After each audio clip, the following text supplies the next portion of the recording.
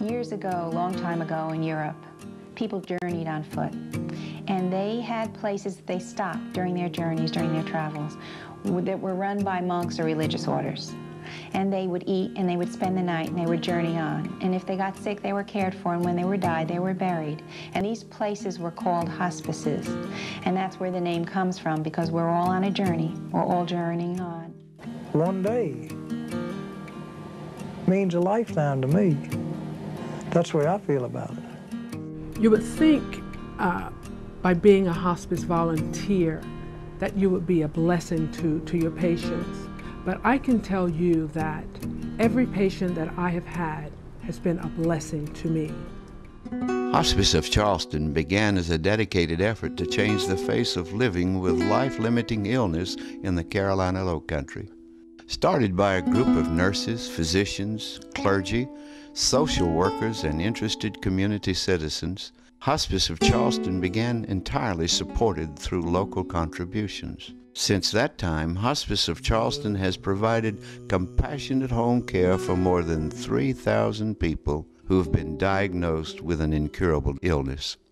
We have been privileged to walk the journey with so many selfless family members who have given their greatest gifts, their loyalty, love, and incredible caring. Just before Dad passed, I remember the nurse was in there and she just kind of disappeared, just kind of drifted away, and we just kind of got closer to Daddy, and before he passed, and she did that to give us the time with Daddy, which was a beautiful thing. And eased us from the room and after it was over. Like she almost disappeared. It was just a beautiful experience. Shannon's hope is an example of the resilience children demonstrate in the face of incredible loss. Semi-annually in March and October, children ages 6 through 15 who have survived the death of a beloved family member or friend are invited to Camp St. Christopher on Seabrook Island. Together, these children, trained buddies, and licensed counselors reflect, remember, and rejoice in the lives no longer present. Kids need a place to safely say goodbye, and Shannon's Hope offers that shelter. Through hospice, the most wonderful lady came into our home. She became the glue of our family. Where my mother was no longer able to be the glue, she stepped in and she could take on that role, but in a very sensitive and delicate way. She took care of my mother, but she also made sure that we were all taken care of and that we were taking care of ourselves. And by caring for us, she empowered us to be able to take care of my mother.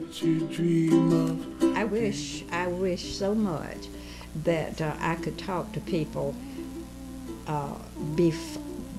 before the fact rather than after the fact, because I have a friend who just was in shock that we had hospice.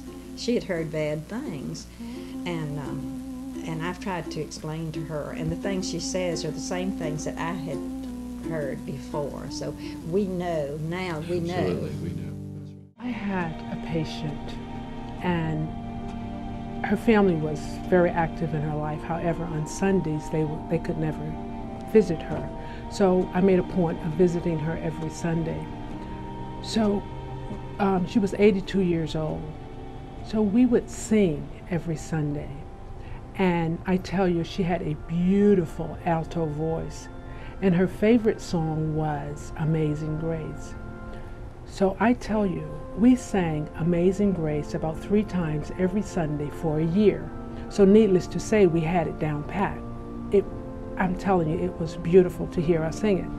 One day I went to her home and she was in a coma, and I just got to her ear and I started singing Amazing Grace, and she woke up. She came out of the coma and she said, "I heard you singing, baby.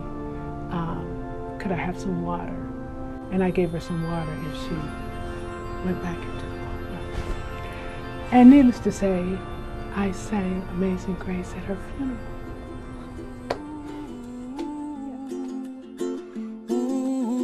Hospice of Charleston is there for the living.